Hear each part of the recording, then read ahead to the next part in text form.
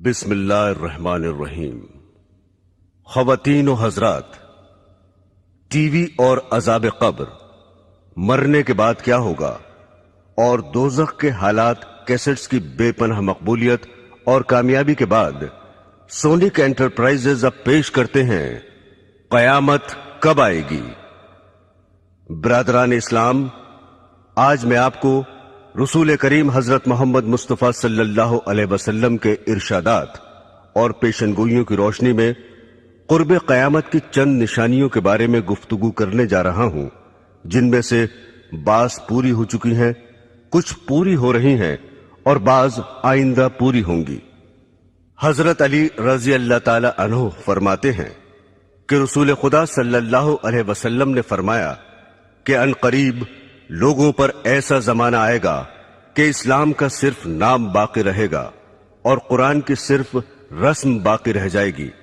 ان کی مسجدیں نقش و نگار، ٹائل، برقی پنکھوں وغیرہ سے آباد ہوں گی اور ہدایت کے اعتبار سے ویران ہوں گی۔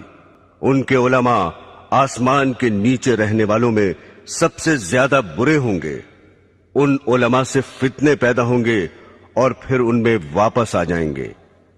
اسلام کا صرف نام باقی رہے گا، یعنی اسلامی چیزوں کے نام ہی لوگوں میں رہ جائیں گے اور ان کی حقیقت باقی نہ رہے گی، جیسا کہ آج کل نماز، روزہ، زکوٰۃ، حج وغیرہ کے بس نام ہی باقی ہیں اور ان کی حقیقت اور روح اور ادائیگی کے وہ طریقے اور کیفیتیں باقی نہیں ہیں جو رسول خدا صلی اللہ علیہ وسلم سے منقول ہیں، اور کروڑوں مسلمان ان سے کورے ہیں۔ قرآن شریف صرف رسمن ہی پڑھا جاتا ہے، اس کے الفاظ اور خوش الہانی کا تو خیال ہے، مگر اس کے معنی پر غور کرنا اور اس کی منع کی ہوئی چیزوں سے بچنا تو مسلمان کے تصور میں بھی نہیں رہا۔ مسجدیں زیب و زینت سے خوب آراستہ ہیں، دلکش فرش، قیمتی غالیچے، دیدہ زیب فانوس، عمدہ عمدہ ہنڈے اور آرام و راحت کی چیزیں مسجدوں میں موجود ہیں، مگر ہدایت سے خالی ہے۔ مسجدوں میں دنیا کی باتیں، تانے، غیبتیں بے دھڑک ہوتی ہیں اور امام و مؤذن تو مسجدوں کو گھر ہی سمجھتے ہیں۔ علماء کے بارے میں جو یہ ارشاد فرمایا کہ علماء سے فتنہ نکلے گا اور ان میں واپس آ جائے گا، اس کا مطلب یہ ہے کہ علماء بگڑ جائیں گے اور رشد و ہدایت کی راہ چھوڑ دیں گے تو عالم میں فساد ہوگا، اور پھر اس کی زد میں علماء بھی آ جائیں گے، اور یہ بھی مطلب ہو سکتا ہے کہ علماء دنیا داروں اور ظالموں کی مدد کریں گے اور پیسے اینٹھنے کے لیے دنیا کی مرضی کے موافق مسئلے بتائیں گے، اور پھر دنیا دار ہی ان کا مزاج ٹھکانے لگا دیں گے۔ حضرات گرامی، دوسرے انسانوں کی طرح آج کل کے علماء بھی فکر آخرت سے خالی ہو گئے ہیں اور اس فانی زندگی کو اپنے علم کا مقصد بنا رکھا ہے۔ سیاسی لیڈر بننے، شہرت حاصل کرنے، روپیہ کمانے جوڑنے کی دھن میں سرگردہ ہیں، اور موجودہ زمانے کے علماء میں خال خال ہی ایسے ہیں جو اسلام کی تبلیغ کرتے ہوں، ورنہ آج تو علماء کی یہ حالت ہو گئی ہے کہ جلسوں میں گاندھیزم یا نیشنلزم، سوشلزم اور کمیونزم کی اشاعت کرتے ہیں اور ارشادات نبوی کی بجائے مخلوق کے خود ساختہ نظاموں کی طرف دعوت دیتے ہیں۔ حضرت انس رضی اللہ تعالی عنہ فرماتے ہیں کہ رسول اللہ صلی اللہ علیہ وسلم نے ارشاد فرمایا کہ قیامت کی نشانیوں میں ایک یہ بھی ہے کہ لوگ مسجدیں بنا کر فخر کریں گے۔ آج کل یہی حال ہے، اور بقول حضرت ابن عباس رضی اللہ تعالی عنہ، تم ضرور مسجدوں کو یہود و نصار کی طرح سجاؤ گے۔ دل کو منتشر کرنے والے رنگ برنگ کے ٹائل، جھاڑ، فانوس، ہانڈیاں، دل فریب فرش اور بیش بہا پردے، اور دوسرا زیب و زینت اور آرام و راحت کی چیزیں مسجدوں میں موجود ہیں، اور ان دنیاوی چیزوں نے مسجدوں میں پہنچ کر اوقات نماز کے علاوہ مسجدوں کو مقفل کرنے پر مجبور کر دیا ہے، اور حفاظت کے لیے مستقل نگرانوں اور چوکیداروں کی ضرورت پیدا کر دی ہے۔ مسجدیں ان دنیاوی چیزوں سے آباد ہیں اور نمازیوں سے خالی ہیں۔ جو نمازی ہیں وہ مسجدوں میں دنیا کی باتوں میں مشغول رہتے ہیں، مسجدوں میں نہ تعلیمی حلقے ہیں، نہ دینی مشورے ہیں، نہ ذکر و تلاوت سے آباد ہیں، حالانکہ مسجد رسول اکرم صلی اللہ علیہ وسلم اور حضرات خلفائے راشدین کے زمانے میں دین اور دینیات کی ترقی کے کاموں میں اور اس سے متعلق مشوروں کا مرکز تھی۔ ایک روایت میں ہے کہ جب تم اپنی مسجد کو سجانے لگو اور قرآنوں کو دیدہ زیب بنانے لگو تو سمجھ لو تمہاری ہلاکت کا وقت قریب ہے۔ حضور صلی اللہ علیہ وسلم نے ارشاد فرمایا کہ ایک زمانے میں ایسے لوگ ہوں گے جن کی دنیاوی باتیں ان کی مسجدوں میں ہوا کریں گی، تم ان کے پاس نہ بیٹھنا کیونکہ خدا کو ان کی کوئی ضرورت نہیں ہے۔ حضرت انس رضی اللہ تعالی عنہ فرماتے ہیں کہ رسول خدا صلی اللہ علیہ وسلم نے ارشاد فرمایا کہ لوگوں پر ایک ایسا زمانہ آئے گا کہ دین پر جمنے والا ان میں ایسا ہوگا جیسے ہاتھ میں چنگاری پکڑنے والا ہو۔ یہ زمانہ اس وقت موجود ہے کیونکہ ہر طرف بددینی اور بے حیائی اور فحشکاری کی فضا ہے، سرکشی کا ماحول ہے۔ اول تو دیندار رہے ہی نہیں، اور اگر کوئی دین پر عمل کرنا چاہتا ہے تو اہل ملک، اہل وطن، عزیز و اقربا آڑے آ جاتے ہیں۔ بیوی کہتی ہے کہ تنخواہ میں میرا پورا نہیں پڑتا، دنیا رشوت لے رہی ہے، تم بڑے پرہیزگار بنے ہوئے ہو، ہم عمر مذاق اڑا رہے ہیں کہ داڑھی رکھ کر ملا بن گئے، جھاڑ سا لگائے پھر رہے ہو، ریل میں یا لاری میں سفر کر رہے ہیں اور ایک شخص نماز پڑھنا چاہتا ہے مگر اس کے لیے نہ ریل ٹھہر سکتی ہے نہ لاری رک سکتی ہے، لیکن اگر کسی کو کچھ دنیاوی نقصان ہو جائے تو سب ہمدردی کے لیے حاضر ہیں۔ آج کل دینداری اختیار کرنا ساری دنیا سے لڑائی مول لینے کے مترادف ہے۔ دین کا درد پیدا کرنے اور بددینی کی فضا میں نکلنے کی قوت حاصل کرنے کے لیے خانقاہوں اور دینداروں کی مجلسوں میں شرکت کرنا بہت ہی ضروری ہے۔ جب انسان بددینی کے ماحول سے معصیت اختیار کر سکتا ہے تو دینداری کی فضا میں پہنچ کر نیک بھی بن سکتا ہے۔ اگر کسی وجہ سے دینداروں سے دور ہو تو بد دینوں سے بھی دور رہے۔ اسی حقیقت کے پیش نظر رسول خدا صلی اللہ علیہ وسلم نے ارشاد فرمایا کہ ان قریب ایسا ہوگا کہ مسلمان کا بہترین مال چند بکریاں ہوں گی جنہیں لے کر پہاڑ کی چوٹیوں اور جنگلوں میں چلا جائے گا، اور اس صورت سے اپنا دین بچانے کے لیے فتنوں سے بھاگے گا۔ ایک اور حدیث میں ہے کہ رسول خدا صلی اللہ علیہ وسلم نے ارشاد فرمایا کہ ان قریب فتنے پیدا ہوں گے، اس وقت بیٹھا ہوا کھڑے ہوئے سے بہتر ہوگا، کیونکہ بیٹھا ہوا شخص بنسبت کھڑے ہوئے شخص کے فتنے سے دور ہوگا، اور کھڑا ہوا چلنے سے بہتر ہوگا، اور چلنے والا دوڑنے والے سے بہتر ہوگا۔ جو شخص فتنوں کی طرف نظر اٹھا کر دیکھے گا فتنے اسے اچک لیں گے۔ فتنے کے وقت عبادت خداوندی میں مشغول ہونا بہت زیادہ فضیلت رکھتا ہے۔ رسول خدا صلی اللہ علیہ وسلم نے ارشاد فرمایا کہ قتل کے زمانے میں عبادت کرنا میری طرف ہجرت کرنے کے برابر ہے۔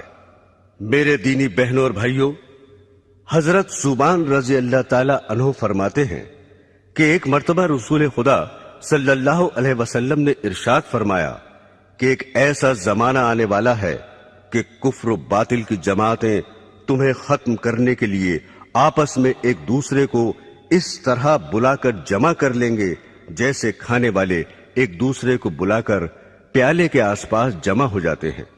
یہ سن کر ایک صاحب نے سوال کیا، کیا ہم اس روز کم ہوں گے؟ آپ نے فرمایا، نہیں، بلکہ تم اس روز تعداد میں بہت ہوگے، لیکن گھاس کے ان تنکوں کی طرح ہوگے جنہیں پانی کا سیلاب بہا کر لے جاتا ہے۔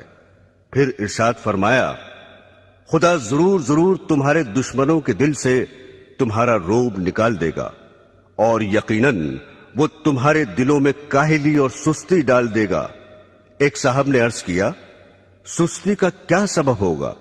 اس پر آپ نے ارشاد فرمایا کہ دنیا یعنی مال و دولت سے محبت کرنے لگو گے اور موت کو مکروہ سمجھو گے۔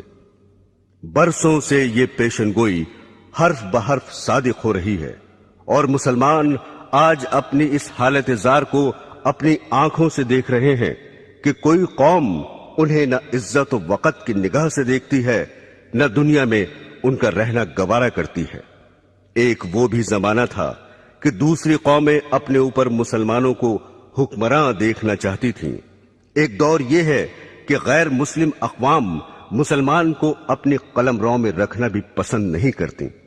تمام دنیا کے مسلمان ایک ہی وقت میں ایک دم ختم ہو جائیں، یہ تو ہرگز کبھی نہیں ہوگا، جیسا کہ پہلے پیشن گوئی گزر چکی ہے۔ البتہ ایسے واقعات گزر چکے ہیں کہ کسی ملک میں جہاں مسلمان خود حکمراں تھے، انقلاب کے بعد وہ وہاں سے جان بچا کر بھی نہ جا سکے۔ اسپین اس کی زندہ اور مشہور مثال ہے۔ مسلمانوں کو آج ذلت و خواری کا منہ کیوں دیکھنا پڑ رہا ہے، اور کروڑوں کی تعداد میں ہوتے ہوئے بھی کیوں غیروں کی طرف تک رہے ہیں؟ اس کا جواب خود ہادی عالم صلی اللہ علیہ وسلم کے ارشاد میں موجود ہے کہ دنیا کی محبت اور موت کے خوف کے باعث یہ حال ہو رہا ہے۔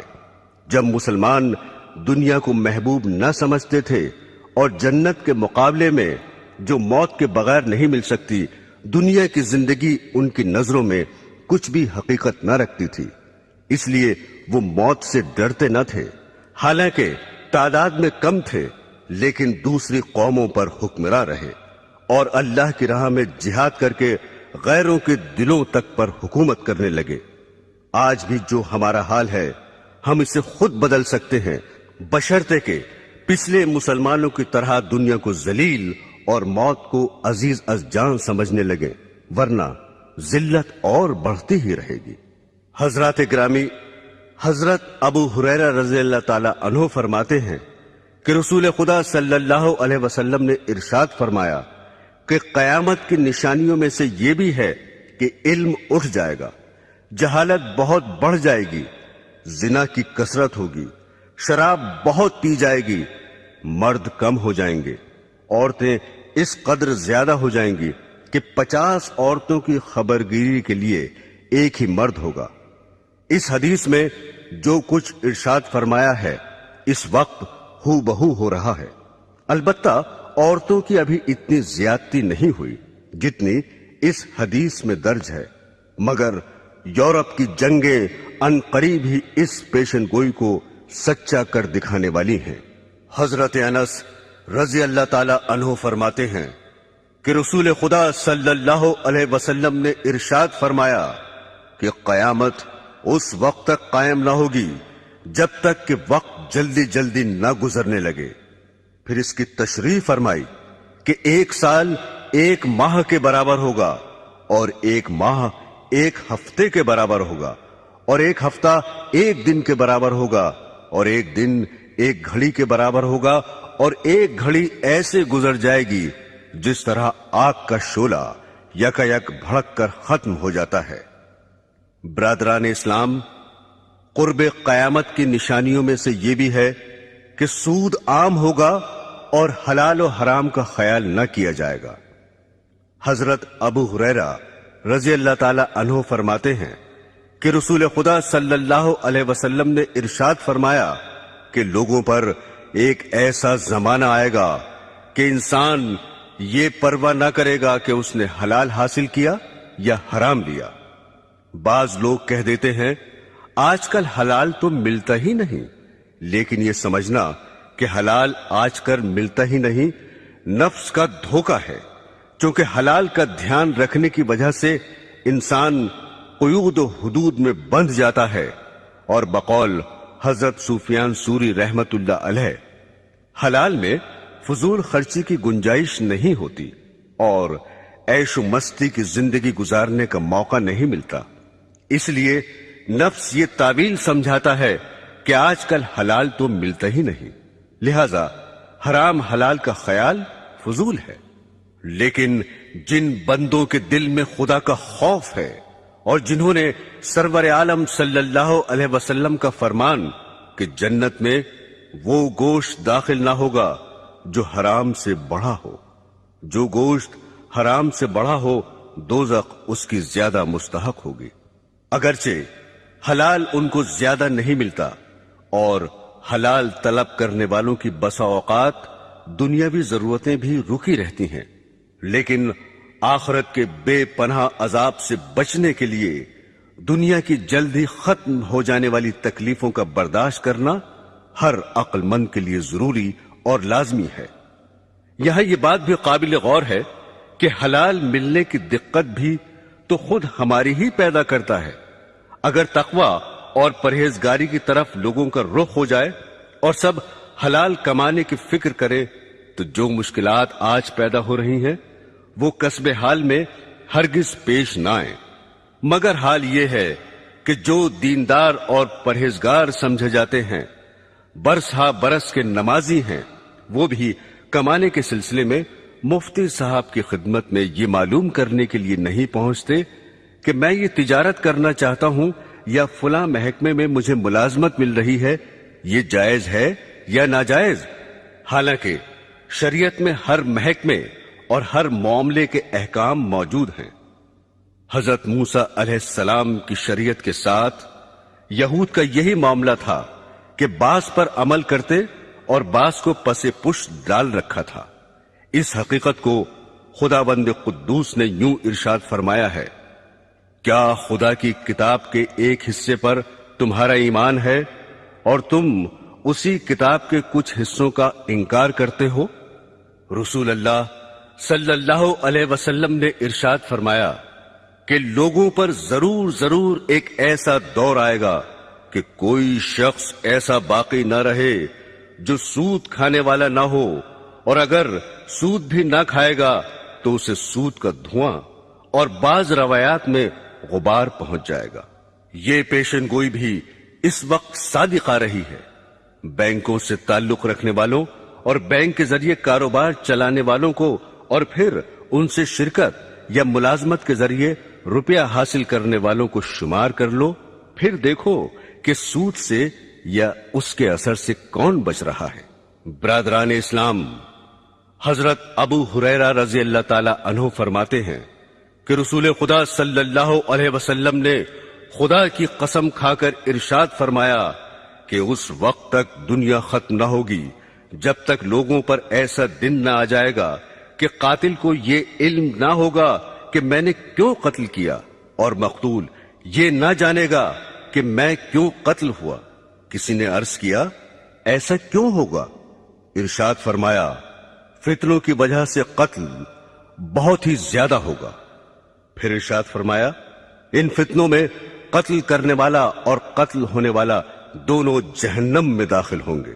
حضرات گرامی، قاتل کا دوزخی ہونا تو ظاہر ہے کہ اس نے ناحق دوسرے کا خون کیا، اور مقتول کے دوزخی ہونے کی وجہ دوسری حدیث میں یہ آئی ہے کہ چونکہ وہ بھی دوسرے کو قتل کرنے کی فکر میں لگا ہوا تھا اس لیے وہ بھی دوزخی ہوگا۔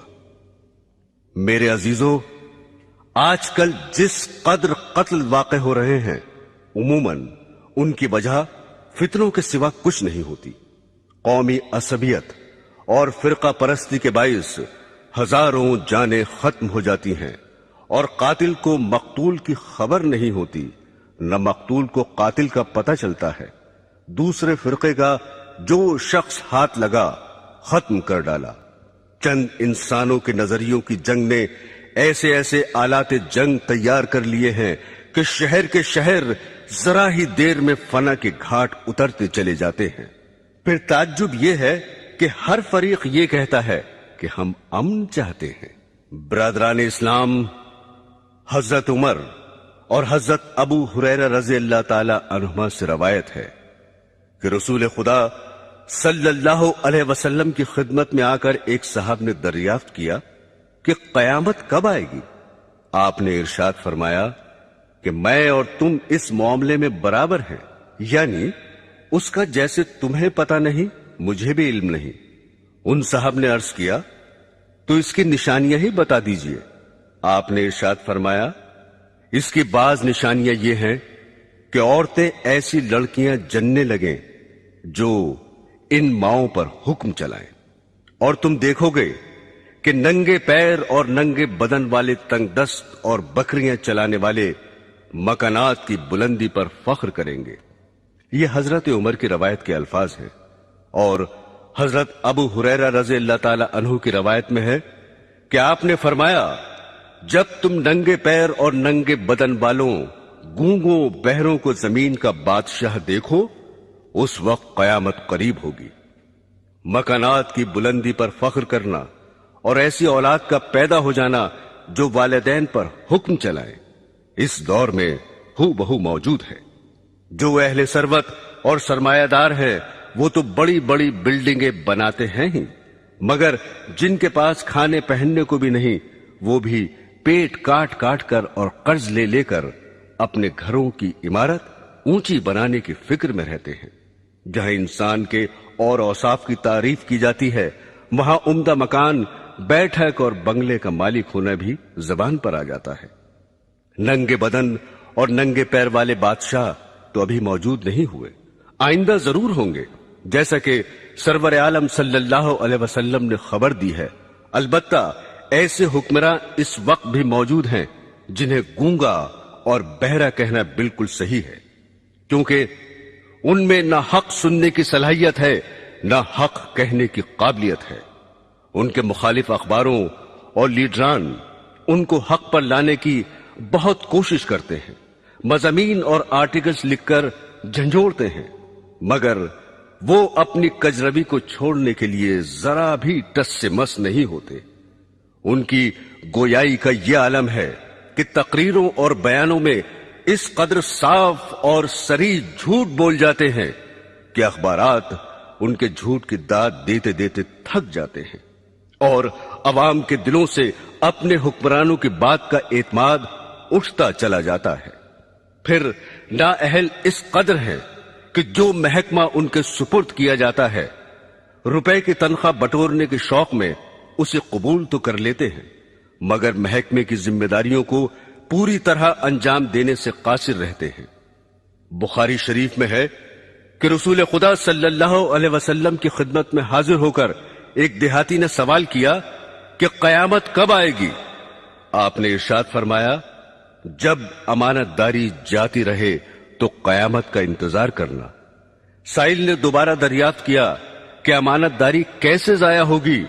ارشاد فرمایا، جب عہدے نااہلوں کے سپرد کر دیے جائیں، جیسے صدارت، قیادت، حکومت، وزارت، تدریس، امامت، خطابت وغیرہ، تو قیامت کا انتظار کرنا، یعنی جب ایسا ہوگا تو امانت داری بھی ضائع کر دی جائے گی۔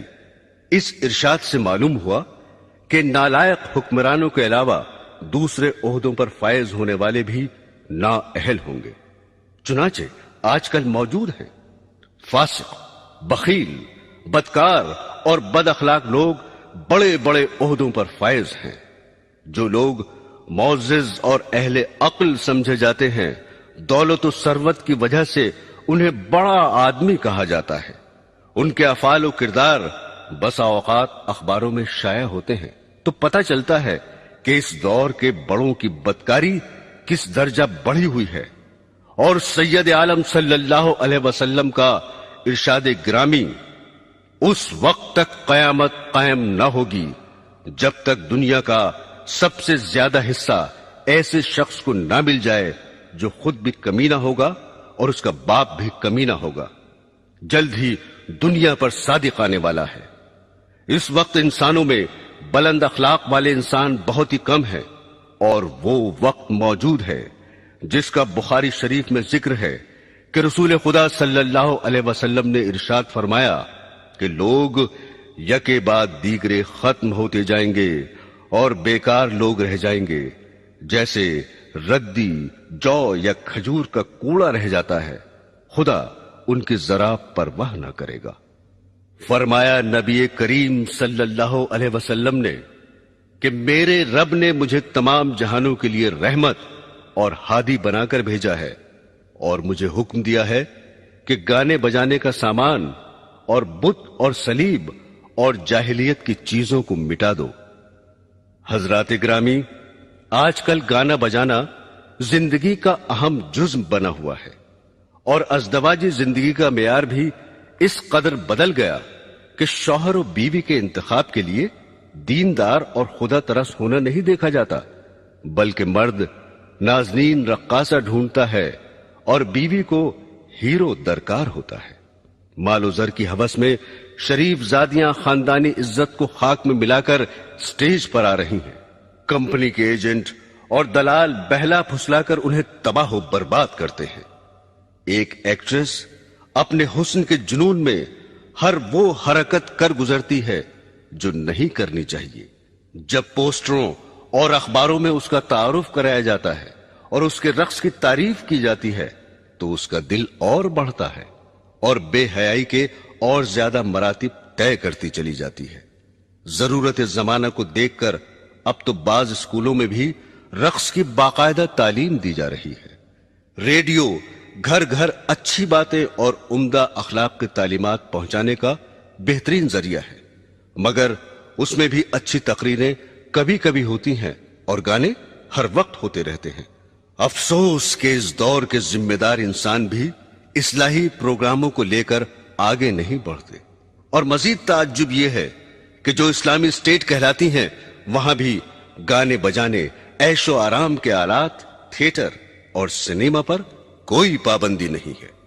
حضرت ابو ہریرہ رضی اللہ تعالی عنہ فرماتے ہیں کہ رسول خدا صلی اللہ علیہ وسلم نے ارشاد فرمایا کہ دوستیوں کے دو گروہ پیدا ہونے والے ہیں جنہیں میں نے نہیں دیکھا کیونکہ وہ ابھی پیدا نہیں ہوئے۔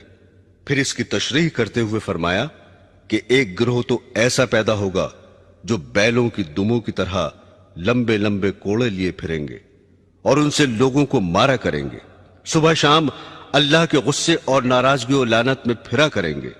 دوسرا گروہ ایسی عورتوں کا پیدا ہوگا جو کپڑے پہنے ہوئے بھی ننگی ہی ہوں گی، غیر مردوں کو اپنی طرف مائل کریں گی اور خود بھی ان کی طرف مائل ہوں گی۔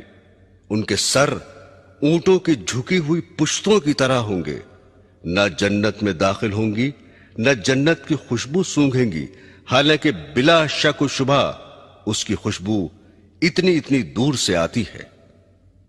برادران اسلام، اس حدیث میں دو پیشن گوئیاں مذکور ہیں۔ ایک ظالم گروہ کے بارے میں ہے کہ کچھ لوگ کوڑے لیے پھریں گے اور لوگوں کو ان سے پیٹا کریں گے، یعنی اقتدار کے نشے میں ضعیفوں اور بے کسوں پر ظلم کریں گے اور بلا وجہ خامخواہ عام پبلک کو ستائیں گے۔ دوسری پیشن گوئی عورتوں کے حق میں ارشاد فرمائی ہے کہ آئندہ زمانے میں ایسی عورتیں موجود ہوں گی جو کپڑے پہنے ہوئے ہوں گی لیکن پھر بھی ننگی ہوں گی، یعنی اس قدر باریک کپڑے پہنیں گی کہ ان کے پہننے سے جسم چھپانے کا فائدہ حاصل نہ ہوگا، یا کپڑا باریک تو نہ ہوگا مگر چست ہونے اور بدن کی ساخت پر کس جانے کی وجہ سے اس کا پہننا اور نہ پہننا برابر ہوگا۔ اور آج کل تو چست ہونے کے ساتھ بدن کا ہم رنگ ہونا بھی داخل فیشن ہو چکا ہے۔ چنانچہ گندمی رنگ کے ایسے موزے داخل لباس ہو چکے ہیں جن کا پیر سے اوپر کا حصہ پنڈلی پر کھال کی طرح چپکا ہوا ہوتا ہے۔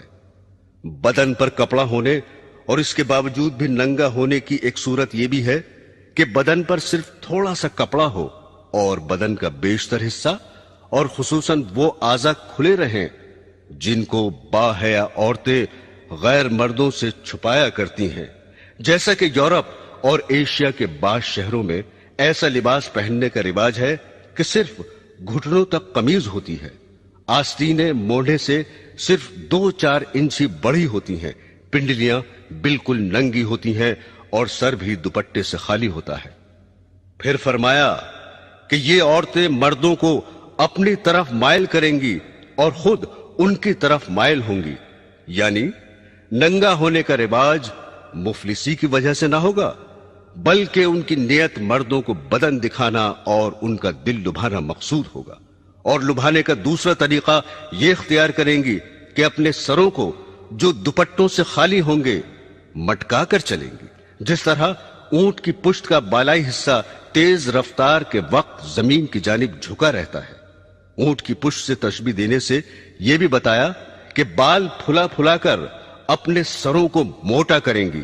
پھر فرمایا کہ ایسی عورتیں جنت میں داخل نہ ہوں گی بلکہ اس کی خوشبو تک نہ سونگھیں گی۔ शरीयत इस्लामिया ने जिनाकारी से भी रोका है और ऐसी चीजों से भी रोका है जो जिना की तरफ बुलाने वाली हैं। हत्ता कि उसको भी जिना फरमाया है कि कोई औरत तेज खुशबू लगाकर मर्दों पर इसलिए गुजरे कि मर्द उसकी खुशबू सूंघ लें।